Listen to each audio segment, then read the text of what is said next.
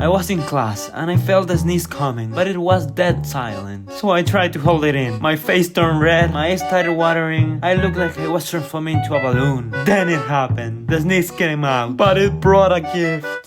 The whole class froze. The teacher stared at me, and my crush was sitting right in front of me. She turned around and said, "Who did that?" Everyone stared at me, and they all started laughing. I didn't know what to do. I didn't know where to hide. And from that day on, everyone looked weird at me. I didn't have friends anymore, and no one would talk to me anymore. So now, I'm all alone in class. Jesus Christ, I should have gone to the restroom. Subscribe.